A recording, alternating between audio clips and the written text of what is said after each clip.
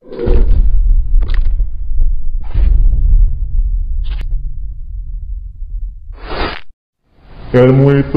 yang wajib dipelajari itu ada tiga.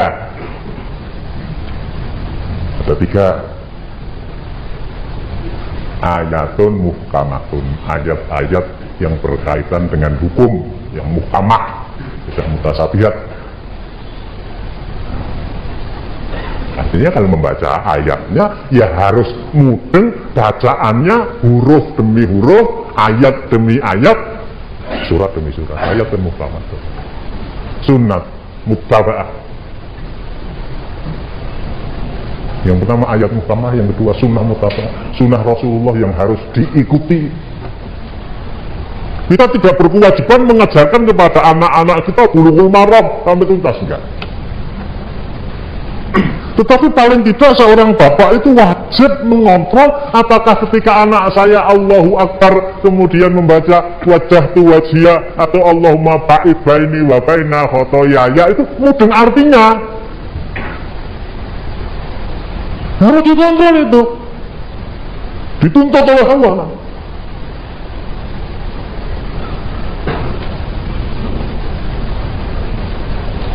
Ketika dia membaca surat Al-Fatihah, bahkan membaca surat, bahkan ruko, iktidal, sujud, duduk di antara dua sujud sampai at-tahiyatul lillah atau at-tahiyatul mubarakatus sholawatut thayyibatul lillah, itu harus bapak mengontrol.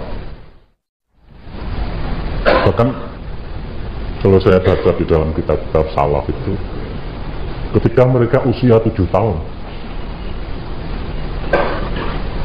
ketika mereka dalam posisi sebagai objek yang disabdakan Rasulullah, murru abna'akum bisolati wahum abna'u sab'in. Bapak atau ibu harus ngontrol itu, ayo wudumu piye nang.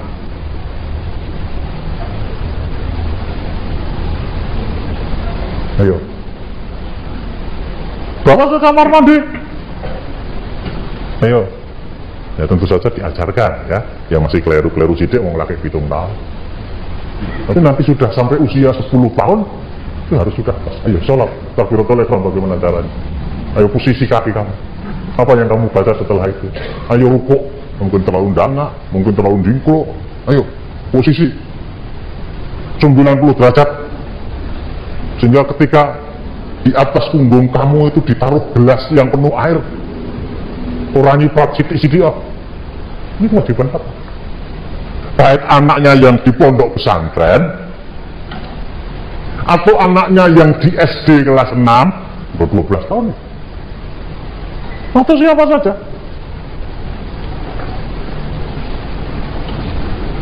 tidak harus mempelajari semua isi Al-Quran dan semua hadis Rasulullah. Satu, membaca Al-Quran sama lancarnya dengan membaca Al-Quran. Ramadan itu ketika saya masih kecil belajar membaca Al-Quran dengan qaidah Baghdadiyah, alif fathah, alif dhamma, alif dhamma, iya meneng wae tapi jeran gitu ya. Alif fathah, alif kasra, alif dhamma. Itu belum tentu setengah tahun bisa baca Quran. Jadi kalau sudah pada maghrib itu waktu yang paling tersiksa. Dia dari bapak cepak gitik, kleru, tau. Saya pernah cerita di Magetan, oh mboten penjenengan itu isih enteng. Bapak kula niku mboten gitik, ning wit pohong.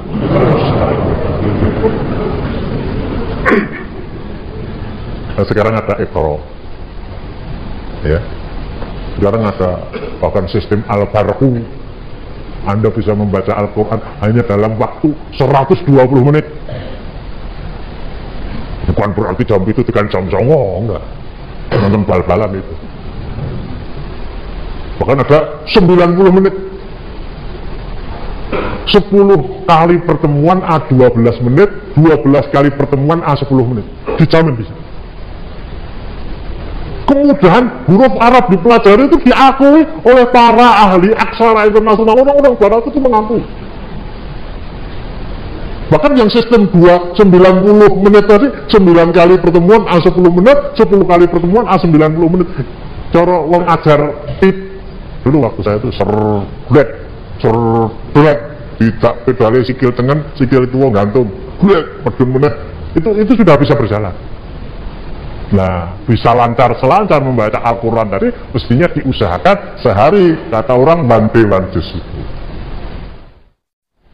Al-ilmu falatatun, ilmu itu ada 3, yang wajib dipelajari itu 3. 1 ayatun muhkamat, 2 sunnah mutaba'ah, sunnah Rasulullah yang harus diikuti. Bagaimana Rasulullah berjalan, bagaimana Rasulullah duduk, bagaimana Rasulullah makan, bagaimana Rasulullah minum, bagaimana Rasulullah sholat, bagaimana Rasulullah menyapa orang. Bahkan kemarin saya terangkan, namanya Harithah bin Suraqah, anak seusia 16 tahun ketemu Rasulullah, Assalamualaikum, justru Rasulullah yang menegur dia. Gimana kabarnya Harithah? Kaifa haluk? Asbahtu mu'minan billahi haqqan. Rasulullah yang menegur. Gimana kabarnya Harithah? Rasulullah, hari ini sungguh saya benar-benar merasa telah menjadi orang yang beriman kepada Allah dengan sebenar-benarnya iman, dan seterusnya. Ini harus kita tunjukkan. Ini harus kita tunjukkan. Ya, tanda-tanda itu sudah ada ya, tapi kadang-kadang pas, kadang-kadang belum. Niku aning wong ngaji awan-awan, oh kayak wong kepaten, sing mati wong Islam. Ya silakan lah, silakan dalam arti kita harus memahami jalan pikiran mereka yang baru sampai di sana.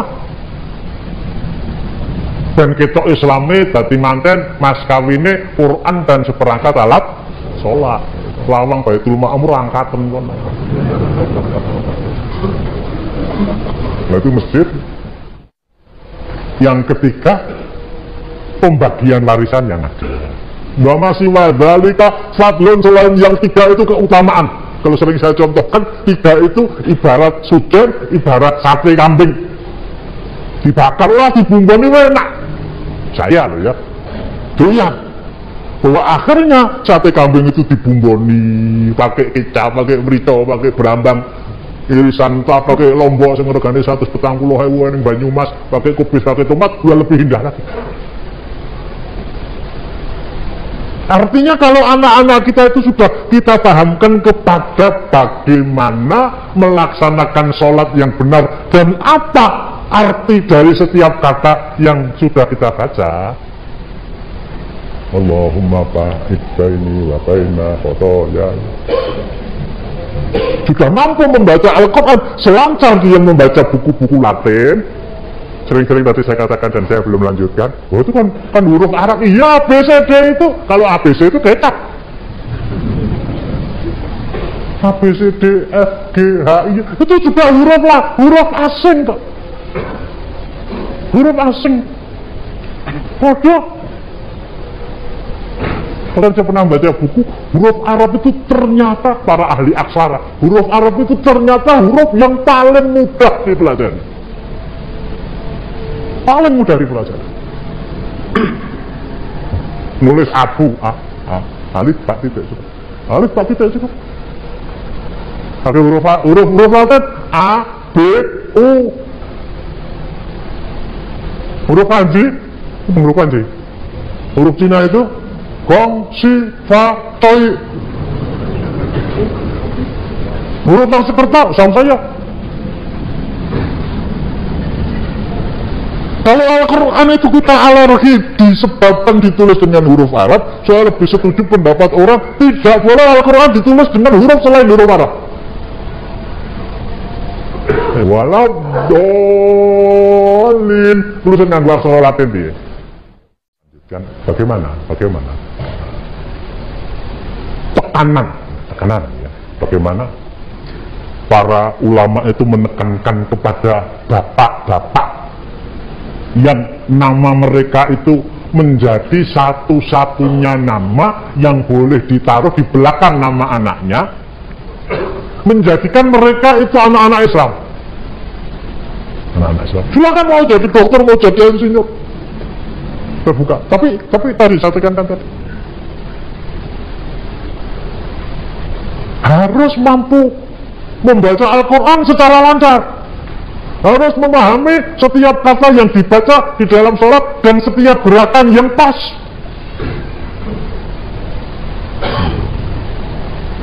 Setelah itu ya jadi teologi dewe. Saya masya Allah ya, bukan karena saya yang mengisi siapa sajalah. Anak itu diakrabkan ke masjid sehari 5 kali. Ketika sudah 10 tahun. Nah Rasulullah perintahkan pakai ditek. Ditek. 11 tahun. Itu semennya 11 tahun tuh dia. 15 tahun. 20 tahun. Enggak sampai ke sana enggak.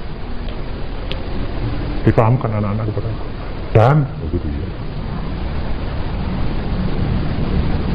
Setan tidak pernah merasa putus asa menggoda manusia. Nabi Adam saja digoda.